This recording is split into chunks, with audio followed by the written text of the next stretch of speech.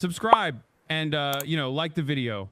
But let's get started on Ukraine. Donald Trump coming in hot and doing things about Ukraine that European leaders feel sidestepped on, seemingly. On Russian television, they could scarcely contain their glee. Quebec.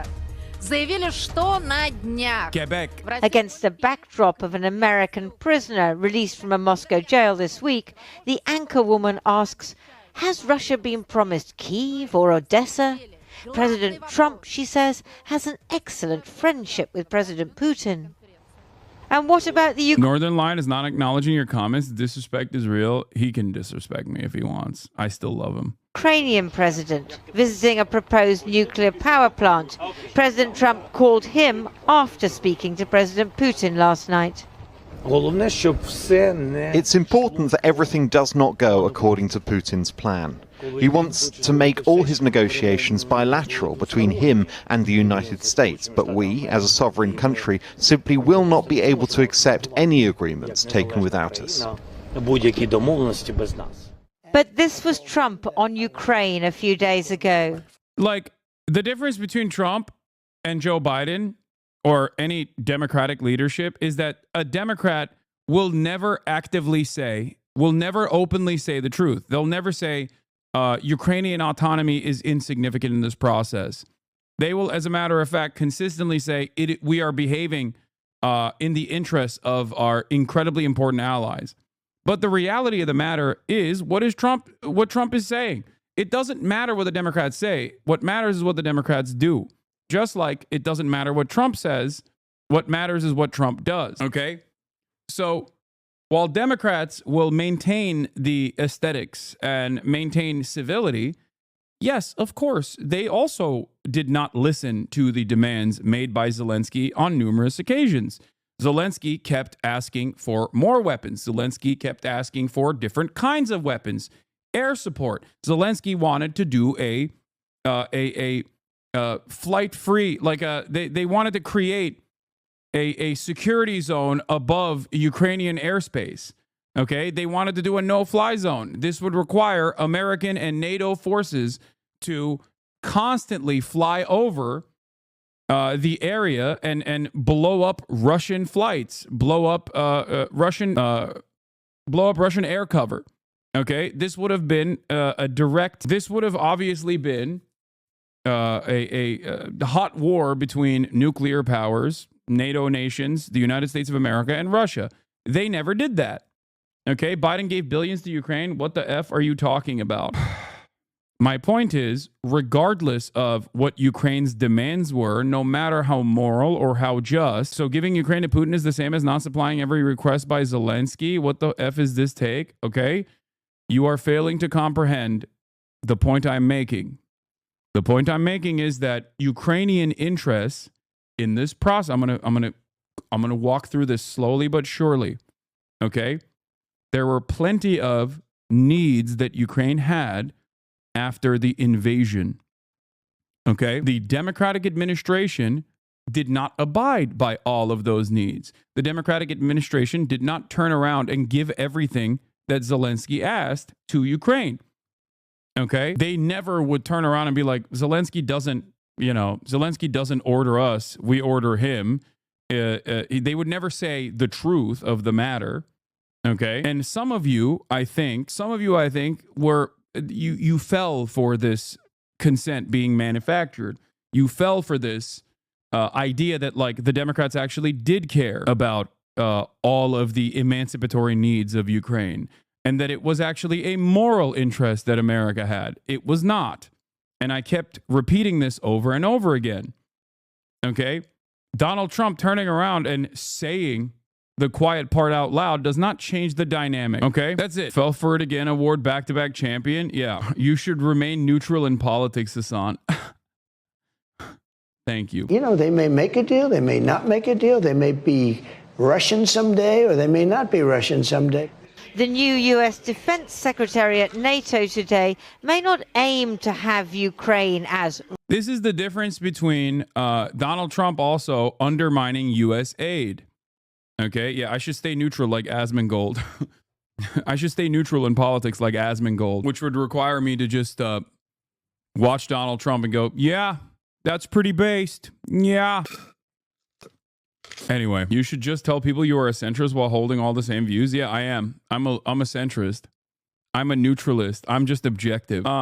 But something that a lot of people fail to consider here is that the situation in Ukraine is not, at this stage, the situation in Ukraine and what will happen in Ukraine is dictated by the terms of the battlefield. Okay? As in, there's two different options here. Will Ukrainian conscripts, will Ukrainians living outside of Ukraine right now, Ukrainian men living outside of Ukraine right now, be forcibly deported back to Ukraine in order to be conscripted into the military and basically reinvigorate the Ukrainian defense forces because they need manpower more than anything else? Or will there be a land swap agreement and inevitable end or an inevitable cessation of hostilities? Okay, you can criticize the Democratic Party without also blaming all of Trump's ridiculous things on them as well. I'm not blaming what Trump is saying right now. This is not even a criticism of the Democratic Party. This is a criticism of American foreign policy. Okay, you don't believe the weapons and billions from the U.S. government had a significant effect on Ukraine defending itself from invasion? No, of course it did. It probably stopped. It definitely stopped Vladimir Putin from taking Kyiv, okay? 100%. It played a pretty major role, especially in the interim from 2014 onward, where Ukraine was able to build a standing military, played a very significant role in them stopping Russia's offensive campaign. I think it definitely played a role. Having said that, however, after that fact, there was one instance where they talked in Antalya on a 15-point plan that fell apart, and ever since then, Russia has been able to take more and more space in eastern Ukraine, move up eastern Ukrainian positions, annex key parts of eastern Ukraine in sham symbolic annexations and like ridiculous elections that they're holding. Okay. While simultaneously destroying Ukrainian farmland, mining the shit out of eastern Ukraine, and hardening their positions. I thought you were pro-Russia. No, I'm not pro-Russia. Why would you think I'm pro-Russia? I've never been pro-Russia. Please stop relying on drama content creators who have no understanding of politics whatsoever. Okay? Jesus Christ, I can't believe we're 3 years into this and people still come in here and they go, oh my God, I can't believe Hasan is not pro-Russia. That's so shocking to me. I thought he was. How hard is this position hardened by a democracy today and what? Find out. Side of black pill to go? I don't know what you're saying. Okay. You're a communist? Potato, potato? Yeah, exactly. Because of my communist background, I am, of course, in support of the communist kleptocracy that is modern Russia. Certainly a communist country, certainly a socialist country, led by the Marxist-Leninist Vladimir Putin, famous communist. Anyway, I don't think that there is a tremendous difference. I don't think there is a gigantic difference between what any administration would do in this process. The only difference here is that Donald Trump will, again, say the quiet part out loud and defend it, even though it is indefensible. But that is because American foreign policy is often indefensible. The aesthetic differences are identical to the U.S. aid gutting. Okay? Now, Donald Trump says he's going to completely undermine U.S. aid. In which case, is he actually going to stop clandestine operations overseas or stop sending aid to other countries? Yes, he will most likely stop key aspects of aid going into other countries, but in reality, they are most likely going to centralize U.S. aid and still continue U.S. aid style operations. It's just that America is responding to its standing around the world changing, okay? As the global hegemonic superpower, as the cop, as the universal police force of the planet, America has lost a lot of soft power capabilities, and Donald Trump is accelerating that change to all hard power, all military, all stick, no carrot. That's it. Okay. I think this is a genuinely dangerous change. Can you explain what soft power versus hard power means? Yes. Soft power is when you do nice things for other countries and therefore garner goodwill. I'll give you an example from China. China sending Sinovac to the Philippines is an example of soft power. Okay? Soft power works hand in hand with American military might and American military capabilities. Okay? It's the carrot versus the stick. The carrot plays a pretty big role because it causes, or at least it creates an environment where 800 military bases all around the world in foreign countries is not seen as 800 separate American military invasions, but rather a security cooperation and a security partnership. The Ukraine-Russia line has mostly been fixed since 2022 to 2023. Russia gained 4,000 square kilometers of territory in 2024, which was largely meaningless, so it's currently a stalemate at enormous cost to both sides, of course. Russia gained 4,000 square kilometers of Ukraine in 2024. How many soldiers did it lose? Verifying casualty figures for soldiers in Russia-Ukraine war is difficult, as experts call it a war of narratives. But it's clear, Russia has lost more troops than in any war since World War II. Yeah, it is endlessly costly for Russia to consistently engage in permanent war in Ukraine, and it is of course also endlessly costly for Ukraine. The problem between Russia and Ukraine is that while Ukraine is backed by the entirety of the Western world, they simply have less people. No, they're not saying that they've lost close to the same number of troops in World War II. They're not saying that. They're just simply saying that the number of casualties on the Russian side are ginormous, more than any other country since World War II. World War II was like 20 million people. That's obviously it's nowhere near that. Okay. Doge is already dismantling the NED. This is good for the global South as a whole. We do not want your color revolution, says Top G. Yeah. Once again, I think the difference between what America will do in the future versus what America has done for the past almost century is that they just won't try to masquerade what they're doing as like a good thing, okay? A thing that everybody wanted. Only when you witness the unstoppable march of 1.4 billion patriotic volunteers will you finally wake up from the pitiful stupor forced upon you by living in the imperial core.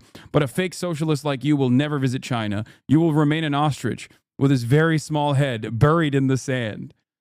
First of all, don't threaten me with a good time, okay? Don't threaten me with a very, even though you are, making fun of my head size, which is something outside of my control and only a consequence of my very broad shoulders, which I believe in most Asian countries is seen as a positive anyway. Don't know if it's the same in China as well, okay? But all you are doing is highlighting that I will benefit from the Chinese century of prosperity, okay? That's all you're saying. Anyway, if given the chance, would you visit China? I really want to. I want to visit China this year. Not exactly sure when I would do it, but I do want to do it. That is a certainty. You're a smart guard. Do you really think Kamala would have pushed for a ceasefire in Ukraine? Biden's deal was muscular liberalism, and Kamala was about preserving his legacy. I think muscular liberalism aside, the only thing that would be different is the aesthetics and how it is presented. Because once again, and I repeat this position over and over again, and I think I will have to repeat it over and over again, the only difference would be how it is packaged. Because the situation in Ukraine is not dictated by simply just like American interests or Russian interests. It is more so dictated by the terms of the battlefield. And if Ukraine is simply running out of manpower, as I've reported over and over again over the course of the past couple of months, and as the appetite towards more war is waning, regardless of the moral position that many Ukrainians maintain in emancipation from Russian invasion, okay? At the end of the day, there's a desperation that sets in when you simply don't have enough manpower. So unless you send in American mercenaries or something by the tens of thousands beyond the Foreign Legion, okay, and try to change the dynamic of this battle with no severe Russian response, no like nuclear Russian response or whatever. Running out of manpower is such an AI way to say such a grim thing. Yes, running out of manpower means Ukrainians are dying. Okay, that's it. That's what that means. I think the reason the U.S. is letting go of its soft power is because U.S. is now unable to use access to the dollar and Western markets to control governments. China is a far better market and they do better deals. Washington knows it's not the global hegemon. I'm afraid they will try to start a world war to stop China's growth. They just know trading isn't working anymore. Where is the sentiment that Ukraine is lost, though? I mean, this is not a sentiment. This is just a grim but realistic analysis of what the situation looks like in terms of Ukrainian manpower. That's why I keep repeating that there are millions of Ukrainian men that no longer live in Ukraine that got refugee status in the West. What do you do in that situation? Do you forcibly extract them and then force them back to go and pick up arms against Russia? Do you deport Ukrainian men from all of the Western nations that they went to, okay, and then force them to serve in the Ukrainian defense forces? Because that's the only way at this point. That or conscription for all Ukrainian men down to the age of 18 is the only way that you can maintain this posture, this defensive posture. Or do you tell Ukraine that it's basically over? Russia, being this despotic authoritarian nation that it is, and being significantly larger than Ukraine, has the capacity to keep pushing men to the front lines in a way that Ukraine can't keep up. That's it. Russia just has more people. At the end of the day, wars are fought on the boundaries of attrition, and Russia has more manpower to lose. They're not even using their own people. They're using North Koreans. No, I think that's more so aesthetic partnership with North Korea, saying like North Korea also has a say in this, or North Korea also is involved in this.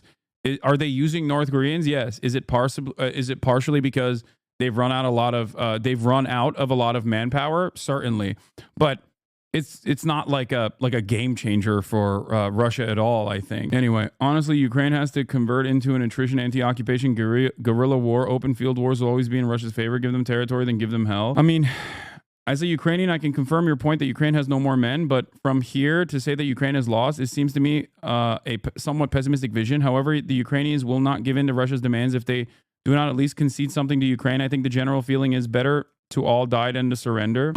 In terms of loss overall, I think that both sides have lost a lot in this process, for sure. Like Ukraine has had, I guess, somewhat of a Pyrrhic victory, in terms of being able to stop the Russian forces. And there's a tremendous number of Russian combatants that have been slaughtered in the process as well. The problem there is when one side just has less people, what are you supposed to do? Is there actually any proof that there are DPRK soldiers in Ukraine? All I've seen are articles citing the Ukrainian and South Korean intelligence. I think that even the Russian side has admitted to using, or like all the reporting says that they're using it inside of Russian territory in terms of like internal defense in Kursk and whatnot. Some of it is like the Asian Russians, which exist, but they have captured some DPRK forces, from what I understand. I don't know if they're in the front lines on Ukrainian territory, but I've seen some videos even on Russian hospitals about like Russian combatants in hospital chilling with the what they claim are North Koreans. But then again, as this Al Jazeera article shows, it is a war of narratives. Not that it ultimately matters, because once again, it's not like a significant difference maker. It's more like, I would go so far as to say that getting artillery shells from DPRK for Russia was more significant in this conflict than the actual troops. Because I think a lot of people on the pro-NATO, pro-Ukraine side look to that and say, oh, it's because like Russia has incurred tremendous loss, which is true, they have, without matching that up against what the current Ukrainian defense forces look like. I think it's more so just a partnership that Russia has with the DPRK and reaffirmation of said partnership than anything else.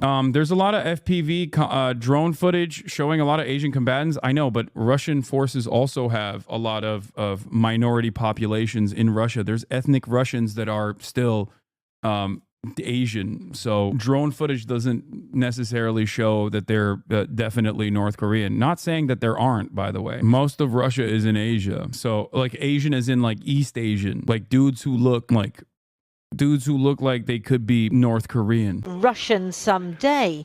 But the very idea is an anathema to You're talking about the indigenous populations like Tuans, Khakas, Buryats, etc. Yes. everyone else in the room. There is no betrayal there. There is a recognition that the whole world and the United States is invested and interested in peace, a negotiated peace. As President Trump has said, stopping the killing. And so that will require both sides recognizing things they don't want to. That's why I think the world is fortunate to have President Trump. Only he at this moment could convene the powers that be to bring peace. But the Europeans fear a Trump-Putin stitch-up, which freezes both them and the Ukrainians out of any peace talks. For the EU's top diplomat, who comes from Estonia, a former Soviet state that fears the same fate as Ukraine, it's existential. It is clear that Estonia mentioned POG. any deal behind our backs will not work. Any agreement will need also Ukraine and Europe being part of it, and this is clear that appeasement also always fails. So Ukraine will continue to resist, and Europe will continue to back Ukraine. Britain, which sometimes hovers between the US and Europe, is clearly in the European camp. There can be no negotiation about Ukraine without Ukraine, and Ukraine's voice must be at the heart of any talks.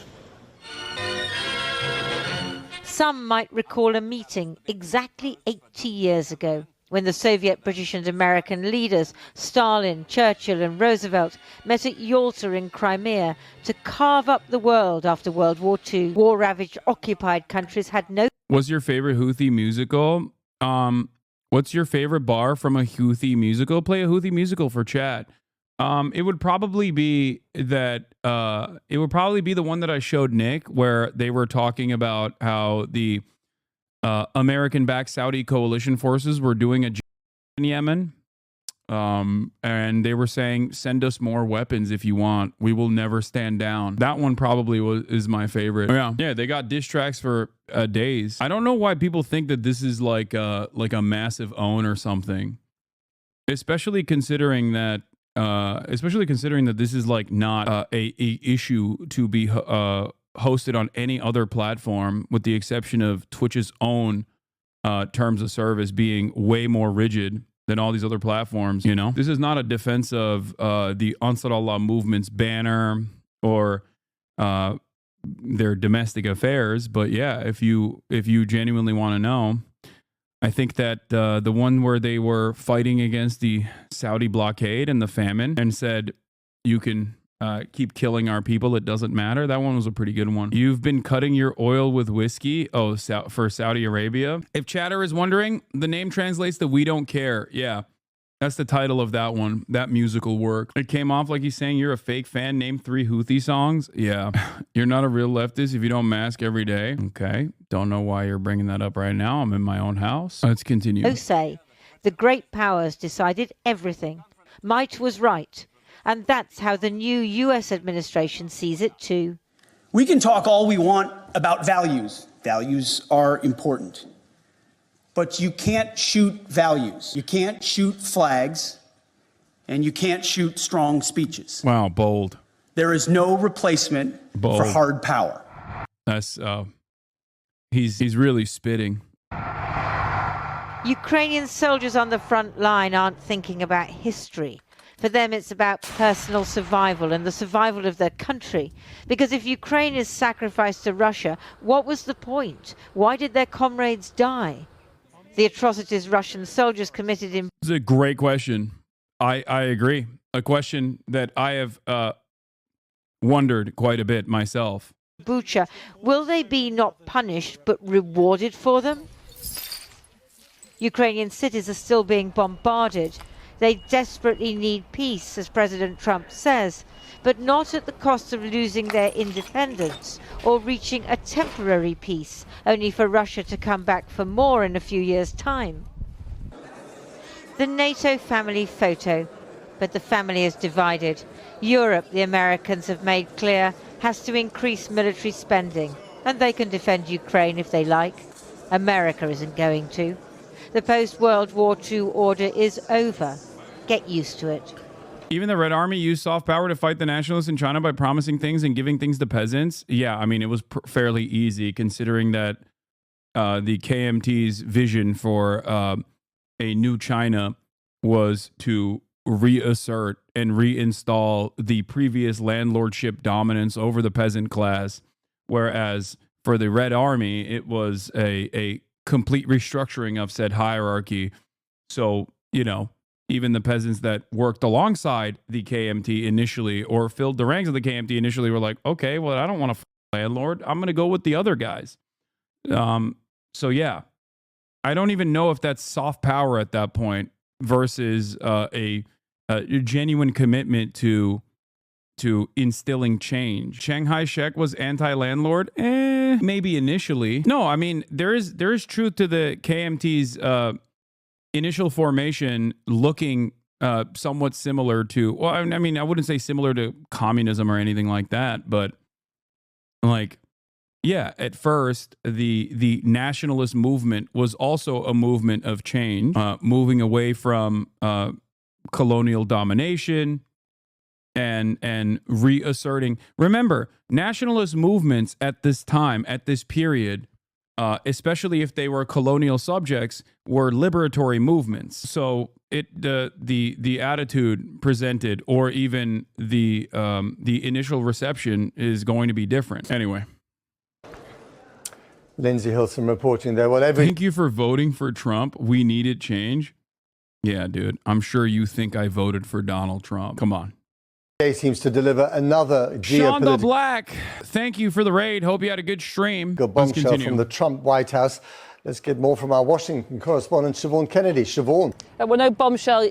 Houthi banner being an issue is literally diluted Western moral panic. Palestinians and Yemenis living under occupation can't be anti-Semitic to Israelis. Maybe only the other Jewish Palestinians and Yemenis, but not to their oppressors. Like slaves can't be racist to slave owners. I think regardless of the ways in which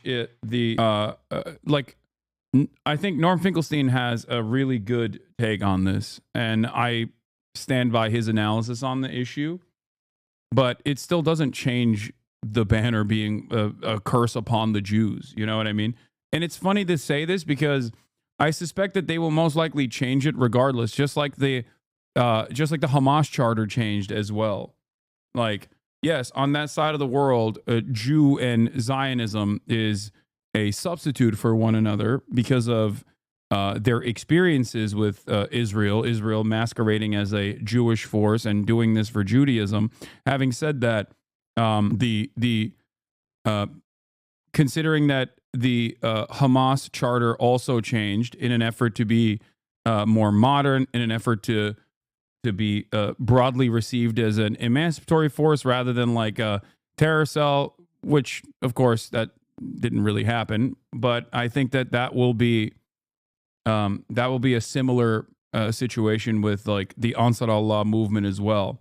Now, of course, they would the Ansar Allah movement would have probably had an easier time talking about normalized relations with the Western world in the initial steps of the Biden administration as Biden moved to take them off the terror list, which he did, only to put them back on the terror list when Operation Prosperity Guardian started. You know, it's probably not going to happen anytime soon. Don't know why we're talking about this, though.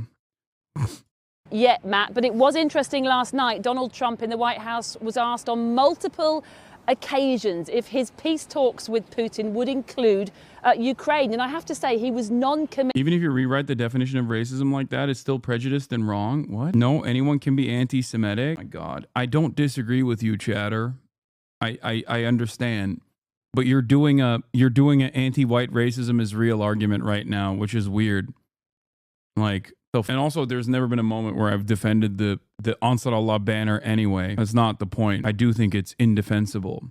And not just from like the Western perspective, but if you want to understand the context in which these sorts of opinions manifest, I will also explain that to you as well. All right, can we just continue with this conversation? Middle at best. At one point, a journalist pressed him on the matter. Do you view Ukraine, he was asked, as an equal partner in the peace process? The president looked stumped. It was as if he hadn't thought about that question. That's an interesting question, he said after musing for a while. I think they have to make peace, President Trump said. That was not a good war to go into. No sense from President Trump that Ukraine had no choice, that it was attacked by Russia. He was also asked at one point whether or not Ukraine would have to cede territory to make peace. And he said that Zelensky is going to have to do what he's going to have to do. And then at one point he said, yeah, I think they're going to get some of the land back. I think they will. Well, I was up on the Hill earlier trying to gauge reaction from senators as to the developments. As you could imagine, the Democrats are furious while the Republicans were torn between trying to be supportive of Ukraine and trying to be deferential to President Trump. Let's hear what some of them had to say. Is America betraying Ukraine? President Trump, not America.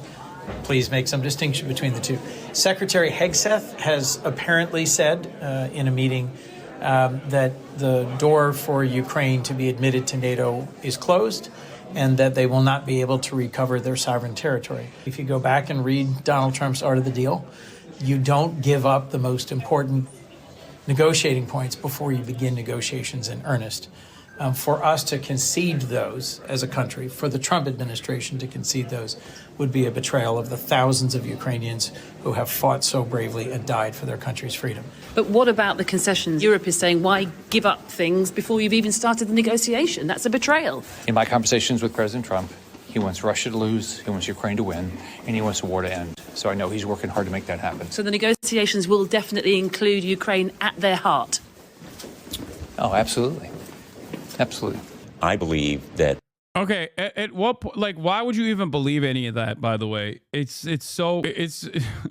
like, are the conversations featuring Palestinians and their needs? No. Are the conversations featuring, the conversations never feature the people that are outside of the American, outside of the American allegiances, okay? They just don't care. I think it's crazy to think that, like, to act like what Trump says and what Trump does are directly in line with one another. I think it's silly to assume that they're going to give a shit about Ukrainians at all and what their actual opinions are or what their actual needs are. It never was the case. And I think that there is some cold hard truths to the way that Trump is operating, as is the case with many of the things that he says when it comes to American foreign policy. Something that I think I will have to repeat over and over and over and over again, as I did the first Trump administration.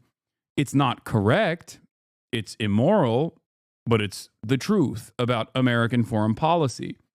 The only difference is it's stripped of the aesthetic reasons. It's stripped of the aesthetic permission structure that it creates for liberals.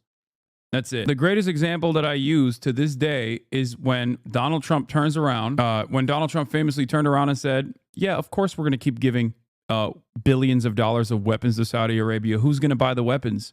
Do you have $1 billion? Of course I'm going to keep giving Saudi Arabia weapons. At the time, Saudi Arabia was doing it in Yemen.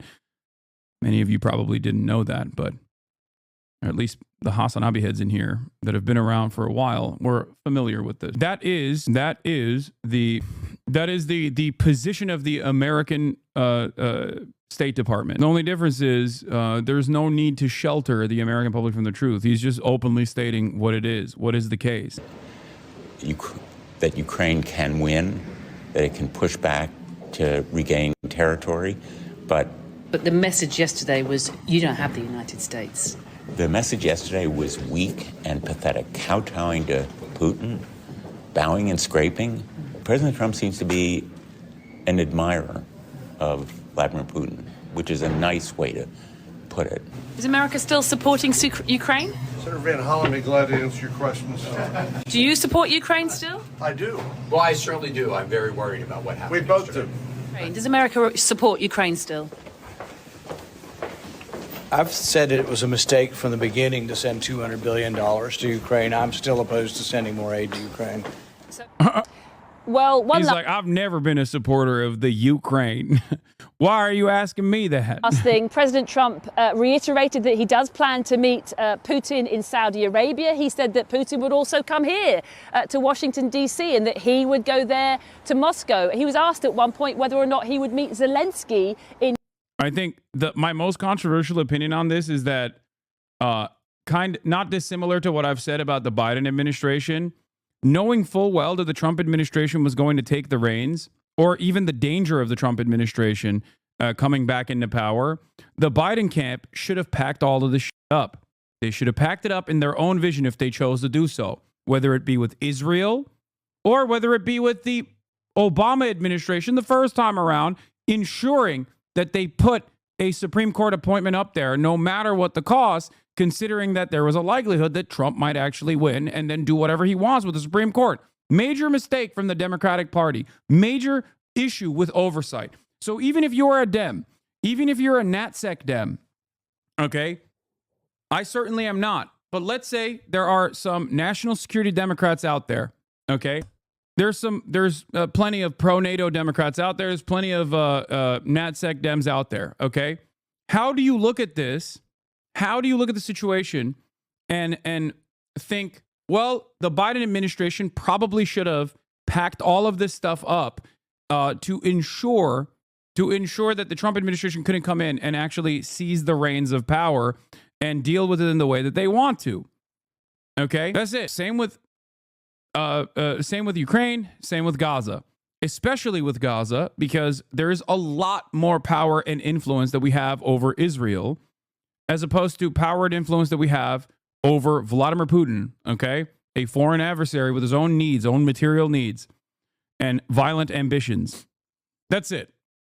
That's my statement. So if you're here upset about Donald Trump assuming the role of assuming control over all of this foreign policy initiatives, remember that this only happened as a direct consequence of the Biden camp not actually doing what was necessary at the time when they had 3 years to change the dynamic, whether it be offering more weapons faster or directly meeting Russia and coming to the table and trying to facilitate some kind of ceasefire negotiation.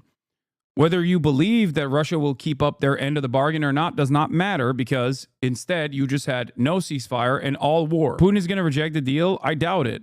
I think that he has also incurred significant penalties, significant losses. So it is in his best interest as well to try and pack the situation up and solidify the boundaries of all of the territory that he annexed. I think that one of the biggest oversights in the Biden camp, from my perspective, was consistently saying, "Oh, we're not going to talk to Vladimir Putin. We're just not going to do that," which was a lie. They did talk to Vladimir Putin. They talked to Russian envoys when there was a hostage negotiation at play, but they never talked to any sort of Russian envoys when it came down to facilitating a ceasefire. I think that was a major oversight from the Democratic Party once again. In Ukraine, again, he looked puzzled and he said, well, I might. He wouldn't commit to that. Matt. Siobhan, you're all over those corridors of power in Washington. Thanks very much indeed. Let's go to Chris in London. Well, joining me now is Timothy Milovanov, Ukraine's former economy minister and president of the Kyiv School of Economics. That could have happened only before the elections and maybe even before Brandon dropped out. No, that's what I'm saying. That's precisely what I'm saying. That is what I mean. Yes, that's why I said there were 3 years where the Biden camp could have actually. You know what's ironic? If the Biden camp actually went in and said, "No, we got to talk to the Russians," I suspect that the statement, the attitude from Fox News and the Republican right would most likely be, "F these guys. They're doing Obama style."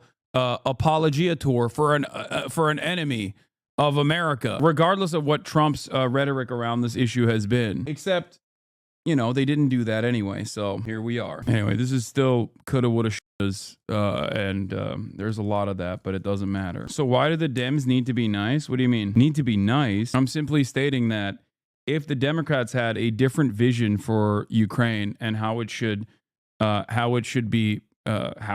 basically end, then they should have implemented it, or at least tried to implement it. I suspect that they don't have that much of a different vision from the Trump cabinet regardless, because American foreign policy is uniparty, and the marginal differences from the Republican administration and the Democratic one is that the Republican administration has a different way, especially with Trump, has a different way of pushing their agenda, and they oftentimes will go further right and become more reactionary and f things up even further and get more violent, regardless of what they say they're interested in doing. The only way that any kind of conflict ends is if it's an inevitability due to the conditions of the battlefield. Afghanistan withdrawal is a great example of this as well.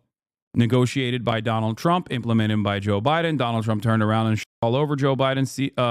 Joe Biden pulling out of Afghanistan while following the conditions set forth by the Trump administration. Why did we pull out of Afghanistan? It got to a point where it was just costly for no reason. Ukraine could say no to whatever Donald Trump agrees with Vladimir Putin. Well, there are minimal conditions for peace on Ukraine side. One of them is not ceding more territory unoccupied. The second one is some meaningful guarantees, security guarantees, because if those are not there, what is there to negotiate or agree to? You know, just accept Russian conditions. Yeah, this is the most Ukrainian man alive, is what someone said in the chat, and I agree. His name is Timofeev. So something, you know, for Ukraine to sacrifice, to make painful sacrifices, whatever they are.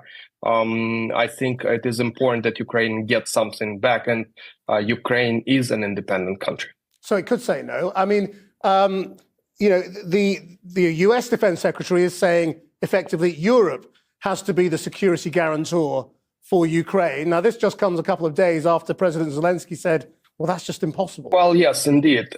President Zelensky said, and I think that's true, that full security guarantees, real security guarantees, which prevent Russia from invading in a couple of years again, are impossible without the United States being there. Europe can provide, 50, 70, 80% of all.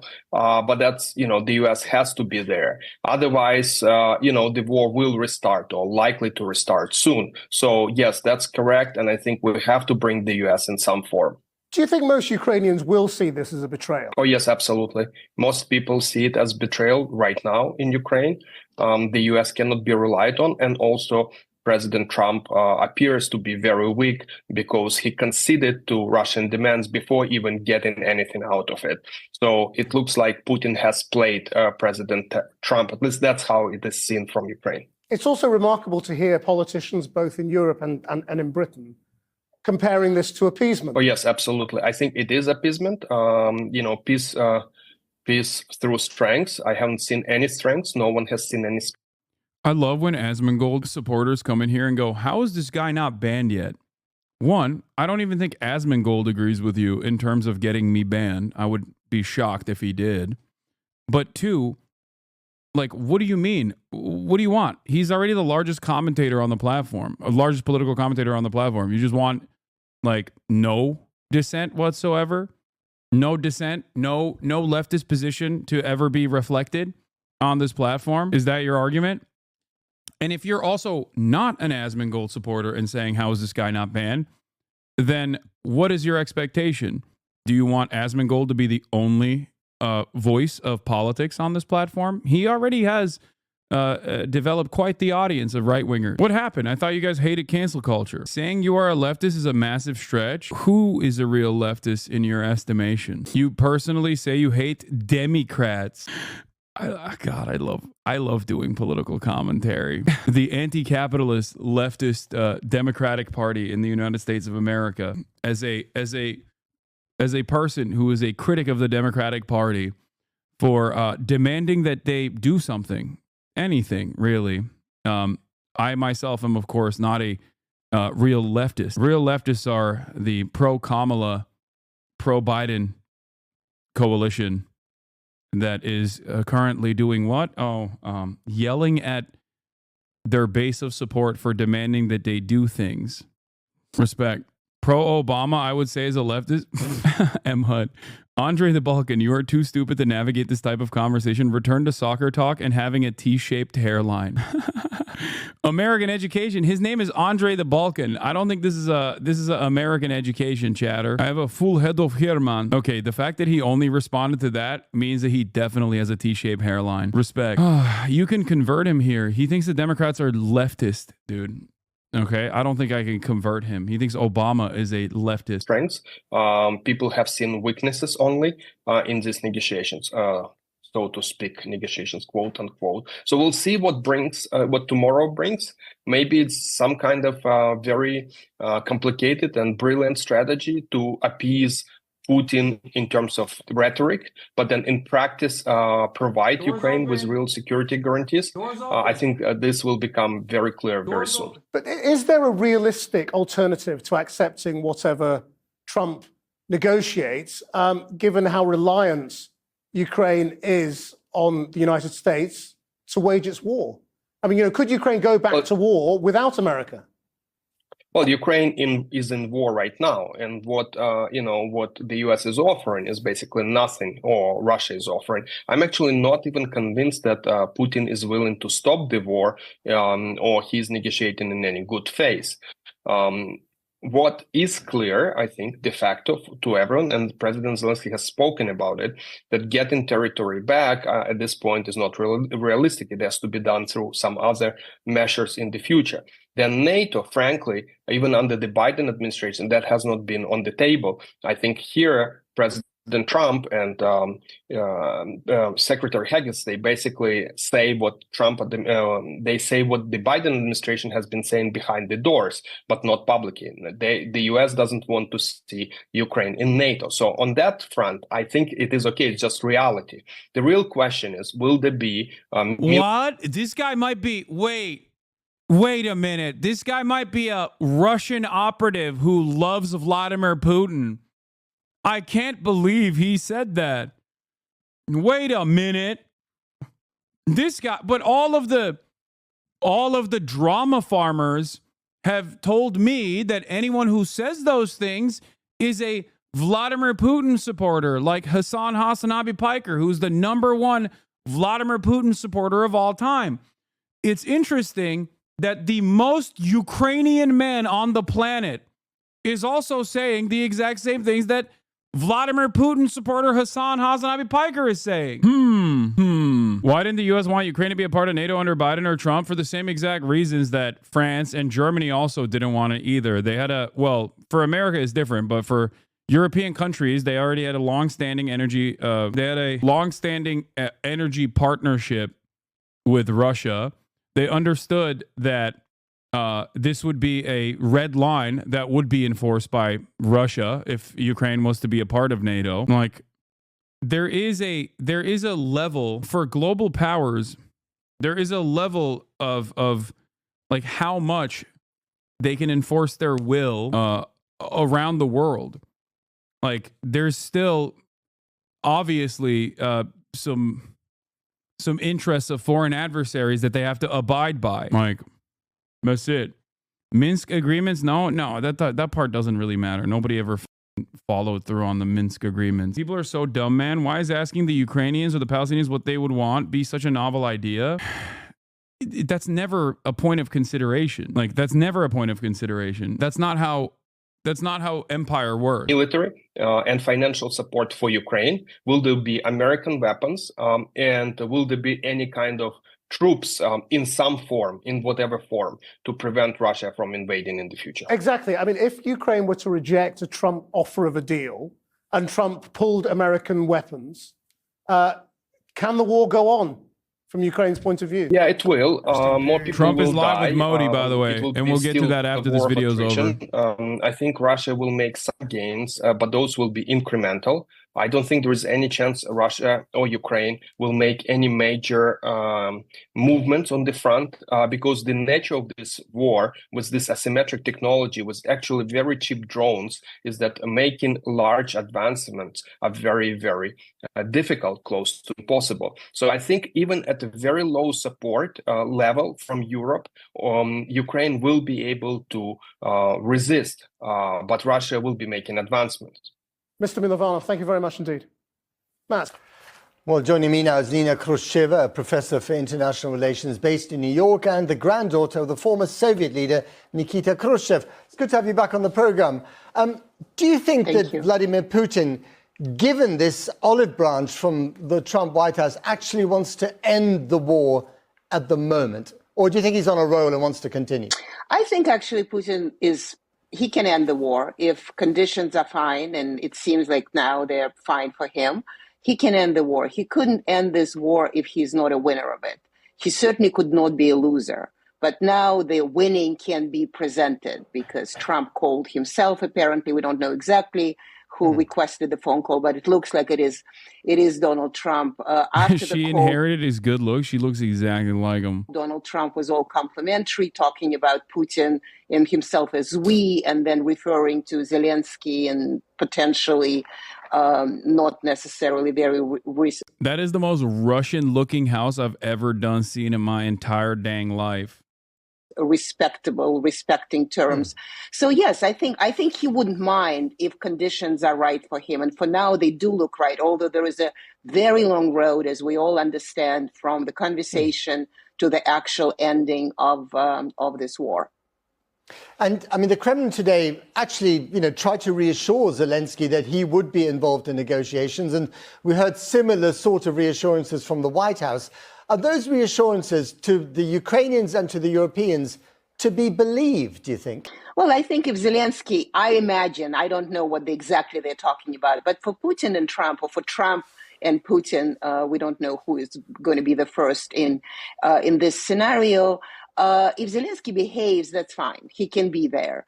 But if Ukraine, and actually in your previous pieces on this subject, it does say the West is going to stand with Ukraine for as long as it does. But realistically, if the United States withdraws, there is absolutely very little possibility that the war continues. Yes, it's going to be withstanding Russians' offensive, but Russians are going to take more territory. So they would not mind having not one picture on the wall, all mirrors. It's funny because it's like it's the only instance where there are so many mirrors that it actually has the opposite effect of what mirrors are supposed to do, which is make like the entire room larger, look larger, feel larger. But because there are so many mirrors of various different sizes, it ends up making the room look smaller. having Zelensky, but at the same time, we already heard Keith Kellogg saying that Ukraine needs elections. Is it a step to say that when we get to negotiations, it needs to be something else because Zelensky is too war president? He cannot be president of peace. So do you think by calling for elections, they're kind of hoping that he would be voted out of office and someone more pliant might come in? I would imagine, yes. I mean, I don't know what exactly they're thinking, but I would imagine that, if you insist on democracy, why are you not democratic? Why there is no elections? We even hear from Ukraine is that, Ukrainians themselves are now kind of concerned about Zelensky legitimacy, not in ideological way, the way Russians present it, but they themselves. I mean, because the war is not going too well. Zelensky promised that it will, and now it didn't. And, obviously the president will be guilty. So yes, but I'm not sure pliable, but somebody who is realistic, somebody you can have a conversation with, potentially Valery Zaluzhny, the Ukraine ambassador in London. Right. I mean, the Europeans feel very kind of weakened by this. They feel as if they're the victims in this great power game. But they do have a card, don't they? They could fast forward Ukraine's EU membership, which is something that Vladimir Putin presumably would absolutely hate. Well, the Russians said they wouldn't mind. I mean, I'm sure they mind it, but they really wouldn't mind because it's better than NATO. Yes, they can fast forward the EU membership, but then again, how realistically the country at war can be admitted into the European Union. So there is some card. But I mean, I have to say the fact that Europeans are so beaten up about the fact that Trump said what he said and the story goes the way it goes. It's kind of shocking to me because clearly they're not thinking, or they're living in la la land. What did they think is going to happen? Trump is going to come in and say, oh, have all the weapons in the world. And they themselves really are not contributing as much as Trump would want, or America would want. And then they say, oh, no, but we are with Ukraine. Fine, be with Ukraine then. I mean, that's what Trump is saying. Be with Ukraine, do it on your own if you're all so brave. Nina Khrushcheva, thank you very much indeed. Thank you. We could be at a turning point in the war in Ukraine. President Trump says that he and Vladimir Putin have agreed to start negotiating the end of the conflict. After speaking with Trump, Ukraine's president says no one wants peace more than Ukraine. Nancy Cordes is at the White House with the latest on this. Nancy, good morning. A lot of people are wondering if President Zelensky is involved in these conversations with Donald Trump and Vladimir Putin. Right, and President Trump left some question about that yesterday in the Oval Office, Gail. He did say he is serious about brokering a peace deal to end the war, but he also suggested Ukraine would have to make some big concessions and give up some territory, even though it was Russia that invaded unprovoked 3 years ago. I, Tulsi Gabbard, do solemnly swear. At the swearing in for his new director of national intelligence, President Trump said he and Russian President Vladimir Putin have big plans to meet and start negotiating. We expect watch Trump take Ukraine, the war stops, and 2 years later gives it to Russia as some sort of deal he made with Putin. Definitely something I can see Trump do since Ukraine isn't a part of the talks, it seems.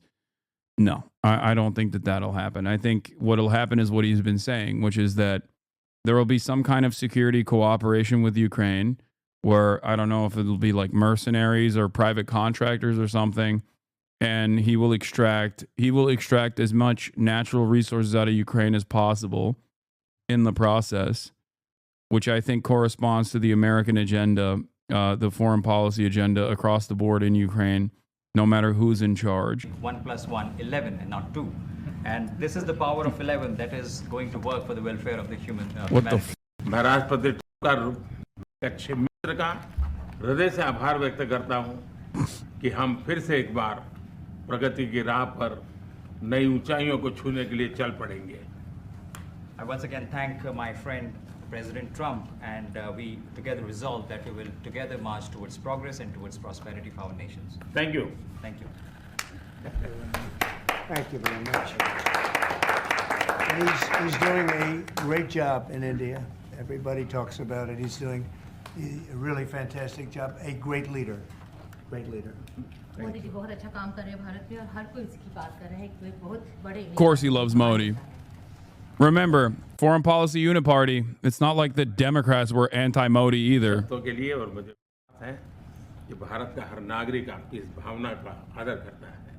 I thank you for your warm words, Mr. President, and I firmly believe that every person in India respects. Thank you very much. Thank you. Thanks a lot. Any questions, please? Yes, President. You are both very popular leaders in your respective countries. You've spoken about a common sense diplomatic doctrine. So what's a Trump-Modi doctrine that we should expect from the meetings today? Trump doesn't know India is a part of BRICS. Trump thinks Spain is a part of BRICS. Everything else will be the unity. We have great unity. We have great friendship. He and I and our countries, and I think it's only going to get closer. But it's very important that we remain united as countries. We're friends, and we're going to stay that way. I don't like that we're watching this in real time and not watching the so sorry version of events that will inevitably be shown, which is probably going to be the real truth of the matter. We're going to do a really good job. We've done a fantastic job for the American people. We had a great 4 years, and we were interrupted by terrible administration, absolutely terrible. They didn't know what they were doing, and now we're putting it back together, and I think it's going to end up being much stronger than it was before, even much stronger than it was before.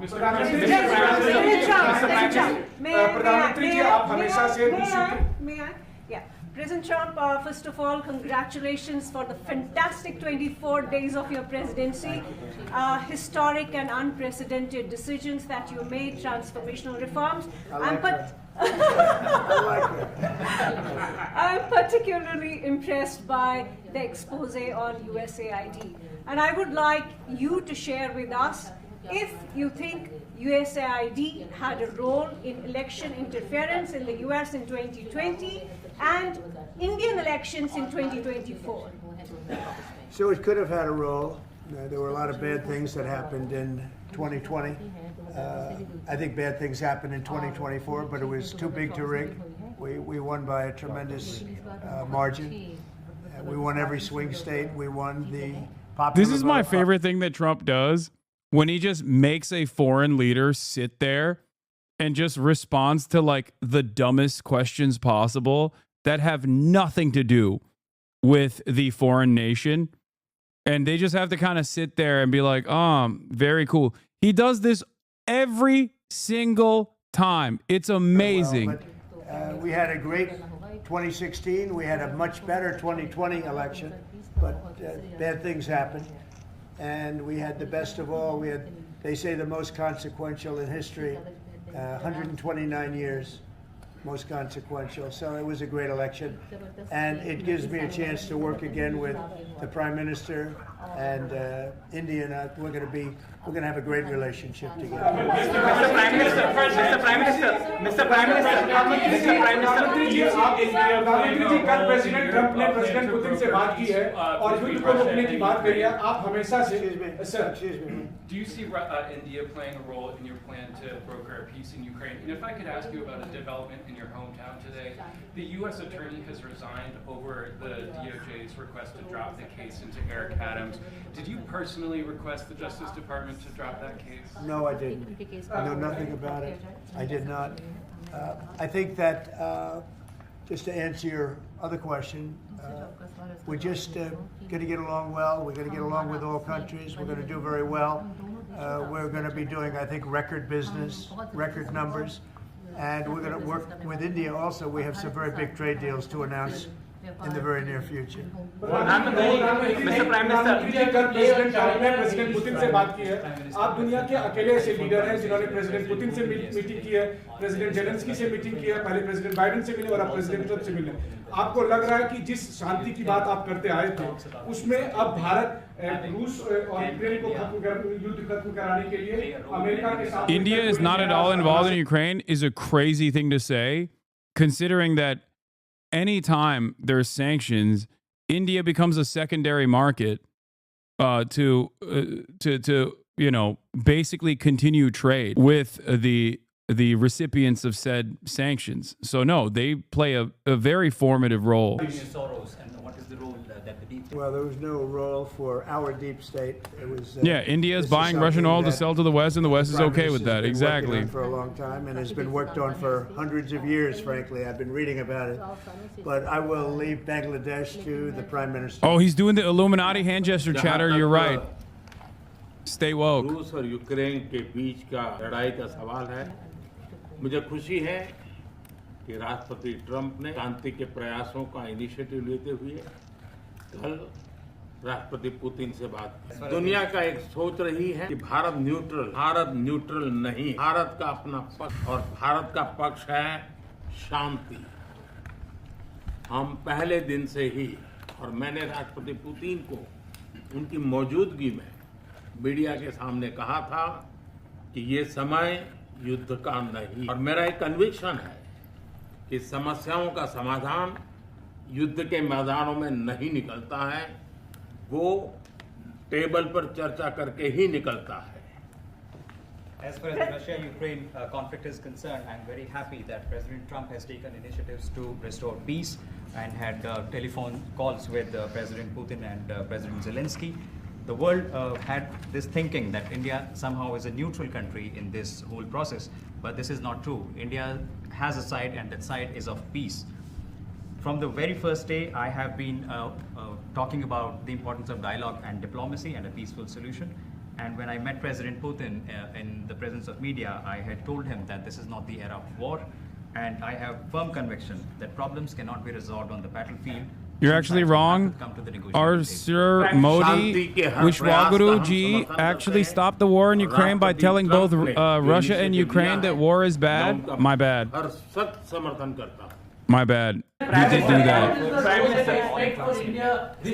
Can you let him The BJP ran a campaign during the 2024 general elections where they said Modi stopped the war between Ukraine and Russia. He did. Dang, this chat is so racist. Wait, what's racist about? And I think we went a long way toward getting a solution to the horrible war where so many people are being killed, especially soldiers on the battlefield. I think you guys are misunderstanding. My chatters are making fun of the fascist hogs in India by explaining what the Modi campaign did that was a lie. Tomorrow there's a meeting in Munich, and then next week there's a meeting Also, in Saudi there's Arabia, Indian not with Hasanabi myself, heads but in with here, some including other Arun. top officials. And Ukraine will be a part of it too. And we're going to see if we can end that war. That war is a horrible war. It's a vicious, bloody war. We want to end it. To your other question, that U.S. attorney was actually fired. Also, saying that this community is hateful towards Indians is pretty funny. When, this is one of the few communities, as is the case with everything else, that actually tries to the best of their ability, combat anti-Indian sentiment.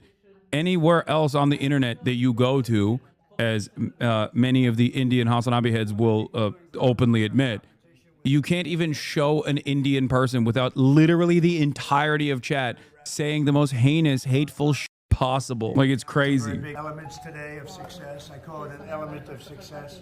Reciprocal tariffs, so that somebody charges us, we charge them the same amount, which has never been done in our country before. We've always been taken advantage of by other Some countries. Indian We hogs allow think that Trump to is a happen, secret Muslim. Oh, I love that. we're not going to allow that any longer. So I think we're going to do very well. We've been doing they say the last 3 weeks was among the best 3 weeks. That Nokia phone ringtone is basically bringing me back to my childhood. I haven't heard that since I left Turkey, dude. Even the Prime Minister mentioned it. I think Almost other all countries of are my looking phones at it. were Nokia. I just want to thank everybody Growing for up. being here. This is a terrific man. We're going to make some wonderful trade deals for India and for the U.S. And thank you all very much. Thank you. प्रधानमंत्री state में एक बार सवाल पूछूं प्रधानमंत्री state में एक सवाल पूछूं आप इस स्टेट टीम को कैसे वाइडन करना चाहेंगे प्रधानमंत्री जी प्रधानमंत्री स्टेट टीम को वाइडन करने के लिए आप प्रधानमंत्री जी रेसिप्रोकल ट्रैफिक के बीच में कैसे आप स्टेट टीम को वाइडन करना चाहेंगे Gotta stand up. You're on my Are a lot of haters just people with a punish king who can only pay attention to the news if a daddy figure is yelling at them during it? Yes. All right. They're kicking the press out so they can make out, so they can kiss. All right. Let's get back to Trump and Pootie Poo. That he'll come here and I'll go there, and we're going to meet also probably in Saudi Arabia. Russian troops currently control about 20% of Ukrainian territory. Trump suggested Russia deserves to keep some of it as part of any deal. They took a lot of land, and Russia deserves to keep a little bit of land. Come on, guys. Once again, ridiculous statement being said openly. The quiet part out loud. That's it. And they fought for that land, and they lost a lot of. I like that he's presenting it as a pro-Russian position. Like, he's saying it like, well, they fought hard for that land. They deserve to keep it, which is a ridiculous way to communicate what's going on. And the obvious way to communicate what's going on would be, if you want to end this, endless conflict where people are dying nonstop, then you're going to have to make concessions. I can't control Vladimir Putin. He's a foreign adversary.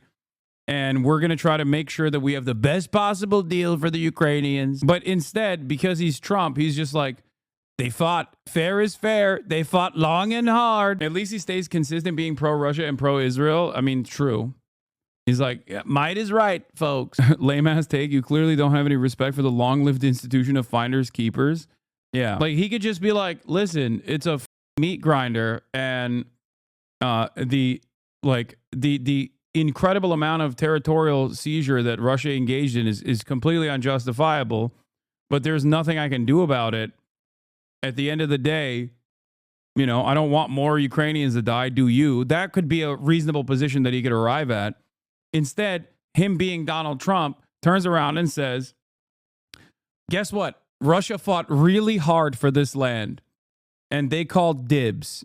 So we're going to give it to them. They lost a lot of soldiers. It was a big shift from his predecessor's public position. I want to be very clear about this. The United States will never recognize Russia's claims on Ukraine sovereign territory. Speaking in Brussels, Defense Secretary Pete Hegseth dealt another blow to Ukraine's ambitions. The United States does not believe that NATO membership for Ukraine is a realistic outcome of a negotiated settlement.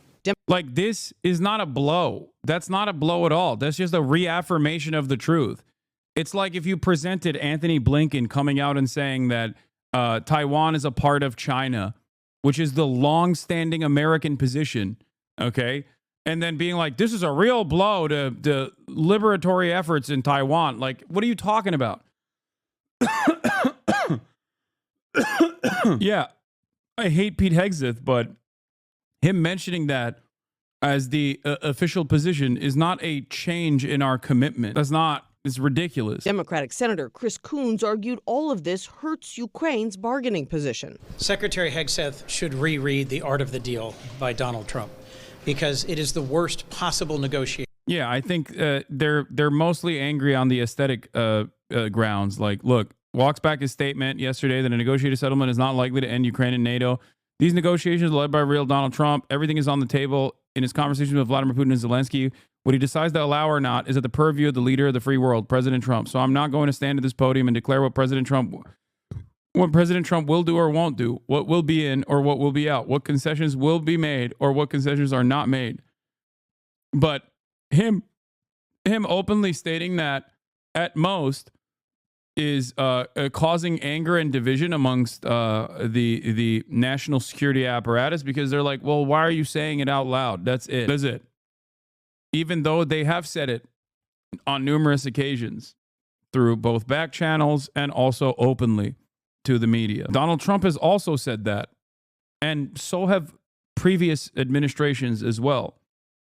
To give away two of the most important deal points before they even start negotiations. Trump's new Treasury Secretary, Scott Bessent, did send a pro-Ukraine message while meeting in Kyiv with President Vladimir Zelensky. We believe. Sometimes it feels like liberals want the administration to lie to them. You know what I mean? They're like, why aren't you just like lying? Why are you saying what is like already the official policy? Why are you openly admitting that? Like, why can't you just lie to us and whisper sweet nothings into our ear? I wanted to clarify, I'm an Indian Hasanabi head too. The racist comments were referring to some of the chats about the interpreters' accents and why Modi doesn't speak English. Modi does speak English. Many Indians speak English, Modi included. He just doesn't speak English in that official setting, I suspect. Modi probably speaks better English than like 50% of Americans.